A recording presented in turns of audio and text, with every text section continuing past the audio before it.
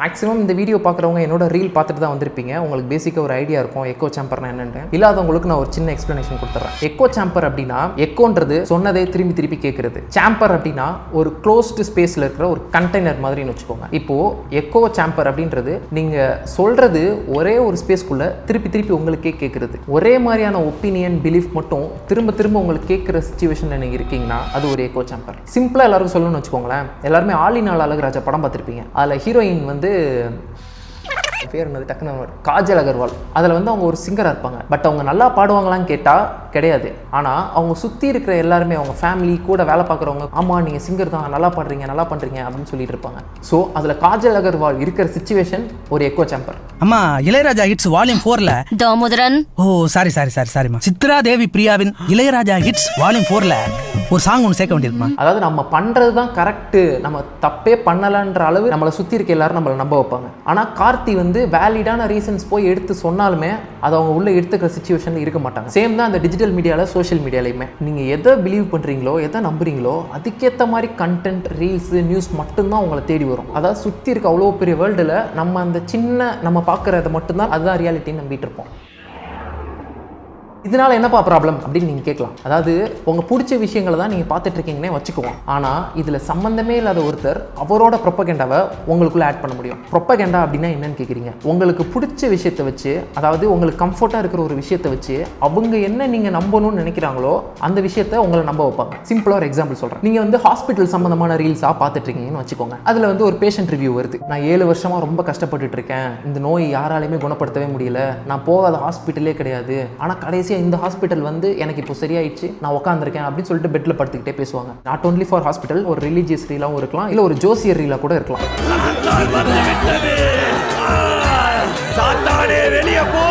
எனக்கு சரியாயிடுச்சு, நான் ஆஃபீஸ் போய்ட்றேன்.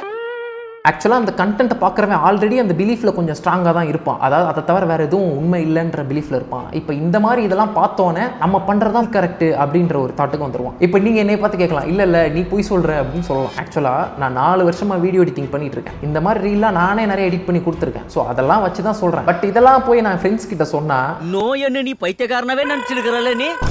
இதில் அவங்களோட ப்ரொபகேண்டா என்னது, நம்ம ஹாஸ்பிட்டல் ஒன்று தான் உலகத்திலே பெஸ்ட்டான ஹாஸ்பிட்டல், நீங்கள் பார்க்குற இது ஒன்று மட்டும் தான் பெர்ஃபெக்ட், அந்த ஒன்று தான் உலகத்தில் உண்மைன்ற மாதிரி உங்களை நம்ப வச்சிருக்கோம். ஸோ இந்த மாதிரி கண்டென்ட்லாம் வச்சு உங்களை ஈஸியாக மேனிப்புலேட் பண்ணிடுவாங்க. பட் இதில் என்ன ப்ராப்ளம்னா நீங்கள் மேனிப்புலேட் ஆகுறீங்கன்றதே உங்களுக்கு தெரியாது. அதுதான் ப்ராப்ளம்.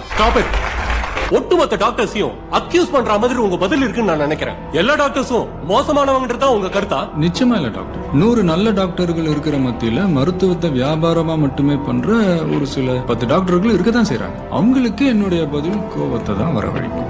உங்களுக்கு கோவத்தா? இது எப்படி ஒர்க் ஆகுதுன்னு நீங்கள் தெரிஞ்சுக்கணும்னா ஃபஸ்ட்டு நீங்கள் பிக் டேட்டா அப்படின்னா என்னன்னு தெரிஞ்சுக்கணும். நீங்கள் நார்மலாக உட்காந்து ரீல்ஸ் பார்த்துட்டு இருக்கீங்க. ரீல் பார்க்கும்போது நீங்கள் எது லைக் பண்ணுறீங்க, கமெண்ட் பண்ணுறீங்க, சேவ் பண்ணுறீங்க, எல்லாத்தையுமே அவங்க டேட்டா எடுத்து வச்சுக்கிட்டே இருப்பாங்க. அதுக்கு சம்மந்தப்பட்ட ரீல் மட்டும் தான் திருப்பி உங்களுக்கு புஷ் பண்ணிருப்பாங்க. இன்னொன்று என்னன்னா, இப்போ சில ரீல்லாம் நீங்கள் பாஸ் பண்ணி படிச்சிருப்பீங்க. அந்த பாஸ் பண்ணுற செகண்ட்ஸ் வரையுமே அவங்க டேட்டாவில் இருக்கும். இந்த கேப்ஷன்லாம் சில பேர் ரீட் பண்ணுவாங்க. அதாவது இந்தளவு உங்களை மைனூட்டாக வாட்ச் பண்ணுறாங்கன்னு சொல்ல வரேன். சிம்பிளாக உங்களுக்கு ஒரு லைவ் எக்ஸாம்பிள் சொல்கிறேன். ஸ்பாட்டிஃபையை ரேண்டமாக அன்இன்ஸ்டால் பண்ணி இன்ஸ்டால் பண்ணுங்கள். இன்ஸ்டால் பண்ணிவிட்டு நார்மலாக லாகின் பண்ணுற மாதிரி உள்ளே வந்துட்டு ஒன்று லவ் சாங் அப்ளை பண்ணுங்கள், அப்படி இல்லைனா ஏதாவது ஒரு குத்து சாங் அப்ளை பண்ணுங்கள், அப்படி இல்லைனா ஒரு பெப்பி சாங்கா ஐட்டம் சாங்கா ஏதோ ஒன்று ப்ளே பண்ணுங்கள். நீங்கள் ப்ளே பண்ணி முடிச்சோன்னே அது சம்மந்தப்பட்ட அடுத்த சாங் ஆட்டோமேட்டிக்காக ஆட்டோ ரெக்கமெண்டேஷன் அதுவாக வரும். இதுதான் பிக் டேட்டா. ஒரு பொலிட்டிக்கல் பார்ட்டி இல்லைனா ஒரு ரிலீஜியன் இருக்குன்னு வச்சுக்கோங்க. அவங்களுக்கு சம்மந்தமான ரீலாக போட்டு உங்கள் பிலீஃபை இன்னும் ஸ்ட்ராங் ஆக்கிடுவாங்க. இன்னொன்று, ஆப்போசிட்டில் இருக்கவங்களோட ஃப்ளாஸை மட்டும் உங்களுக்கு ரெக்கமெண்ட் பண்ணி காமிப்பாங்க. சரி நம்ம தான் இது பார்த்துட்டு இருக்கோம்னு நினச்சிங்களா, உங்களுக்கு ஆப்போசிட்டில் ஒருத்தன் இருக்கானா அவன் உங்களோட ஃப்ளாஸ் எல்லாம் அவன் பார்த்துட்டு இருப்பான். நாட் ஓன்லி ஃபார் பாலிடிக்ஸ், நியூஸாக இருக்கலாம், கார்ட்டூனாக இருக்கலாம், காமெடியாக இருக்கலாம், பாலிடிக்ஸாக இருக்கலாம், இல்லைனா ரிலீஜியன் காஸ்ட்டாக கூட இருக்கலாம். இப்போ நீங்கள் கேட்கலாம், இதில் என்ன ப்ராப்ளம், நான் பார்க்குறேன், எனக்கு பிடிச்சிருக்கு, எனக்கு பிடிச்ச மாதிரி எனக்கு ரெக்கமெண்ட் ஆகுது அப்படின்னு நீங்கள் சொல்கிறீங்க. ஆனால் ப்ராப்ளமே இங்கே தான். நீங்கள் என்ன மாதிரி கண்டென்ட் பார்க்குறீங்களோ அந்த கண்டென்ட்டாகவே நீங்கள் மாறுவீங்க. சந்திரமுகியை பார்த்தா சந்திரமுகியாக நின்னா சந்திரமுகியாவே மாறினான்ற மாதிரி மாறிடுது. சிம்பிளாக சொல்லணும்னா நீங்கள் உங்கள் பிலீஃபில் எக்ஸ்ட்ரீமிஸ்ட் ஆகிடுவீங்க. உங்களுக்கு ஆப்போசிட்டாக ஒருத்தன் வந்து ஒரு கருத்தை சொல்கிறான், அது உண்மையிலே ஃபேக்டாக இருந்தால் கூட அதை உங்களால் ஏற்றுக்க முடியாது. ஸோ இதிலிருந்து தான் ப்ராப்ளம் ஸ்டார்ட் ஆகும். இந்த மாதிரி ஆப்போசிட்டில் சொல்கிறவங்களோட ஏற்றுக்க முடியாதனால தான் போர், ஜாதி, மதம், ஃபேன்ஸு, பொலிட்டீஷியன்ஸ்னு நம்மளுக்குள்ளே சண்டை வருது. ஆக்சுவலாக நான் 9th படிக்கும்போது எங்கள் கிளாஸ்க்குள்ளே ஒரு சண்டை வருது. தலை ஃபேன்ஸா தளபதி ஃபேன்ஸா அப்படின்னு சொல்லிட்டு. அதாவது அஜித்தை பற்றி ரொம்ப கன்சியூம் பண்ணி இது பண்ணிட்டு வந்தவன் இந்த பக்கம் நிற்பான், தளபதி பற்றி ரொம்ப கன்சியூம் பண்ணிட்டு வந்தவன் இந்த பக்கம் நிற்பான். ஃபைனலாக இதனால் என்ன ஆகுதுன்னா, நம்மளாம் ஸ்டூடெண்ட்ஸ், நம்மளாம் ஒரே கிளாஸ் அப்படின்றத மறந்துட்டு 2 பேரும் 2 எக்ஸ்ட்ரீமிஸ்ட்டாக போய் ஸ்பிட் ஆகி நிற்போம்.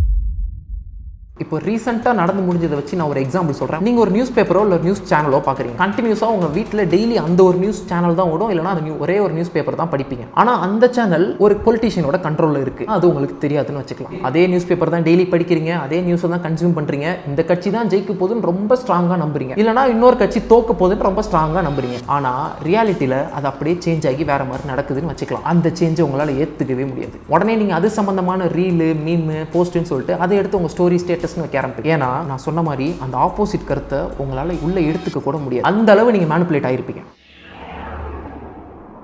சரி, ஓகே, இதில் நான் இருக்கேன்னு தெரியுது, இப்போ நான் என்ன பண்ணலாம் அப்படின்னு கேட்குறீங்க. ஃபர்ஸ்ட் ஒன், நீங்கள் என்ன பார்க்குறீங்க, உங்கள் ஃபீடு வந்து உங்கள் கண்ட்ரோலில் இருக்கணும். நீங்கள் இதுதான் பார்க்குறீங்க அப்படின்றத உங்கள் அவேர்னஸோட பாருங்கள். முடிஞ்ச அளவு ரீலு, ஷார்ட்ஸ்லாம் அவாய்ட் பண்ணிடுங்க. நம்பர் 2, ஃபஸ்ட்டு உங்களுக்கு ஆப்போசிட்டாக ஒருத்தவங்க கருத்து வைக்கிறாங்கன்னா நேரில் போய் உட்காந்து பேசுங்க. ஆர்குமெண்ட்டு நான் விலகிடுவேன் அப்படிலாம் விலகாமல் ஃபஸ்ட்டு உட்காந்து கேட்க ஆரம்பிங்க. உங்களுக்கு ஆப்போசிட்டாக இருக்க பெர்ஸ்பெக்டிவை நீங்கள் கரெக்டுன்னு கூட ஒத்துக்க வேணாம். ஆனால் ஒரு வேளை கரெக்டாக இருக்குமோ, ஒரு வேளை வேலிடாக இருக்குமோன்னு உங்கள் மூளை யோசிக்கிற அளவுக்காவது அதுக்கு ஸ்பேஸ் கொடுங்க. நம்பர் 4, இப்போ ஒரு ரீல் பார்க்குறீங்கன்னு வச்சுக்கோங்க. அதில் யாரோ பேசுகிறாங்க, ஏதோ ஒன்று எழுதியிருக்காங்க. இந்த கான்டென்ட்டை போஸ்ட் பண்றனால அவங்களுக்கு என்ன பெனிஃபிட்னு எப்பவுமே ஒரு பேக் ஆஃப் த மைண்ட்ல ஆன் பண்ணி வச்சுக்கிட்டு அந்த கண்டென்ட்டை கன்சியூம் பண்ணுங்க. இதெல்லாம் பண்ணீங்கன்னா உங்க விஷனை ஒயிட் ஆக்க முடியும். ஃபைனலா நான் ஒண்ணு சொல்ல ஆசைப்படுறேன். You are not seeing the truth, you are seeing the world through your own perspective. அதாவது இந்த உலகத்துல உண்மைன்ற ஒண்ணு கிடையவே கிடையாது.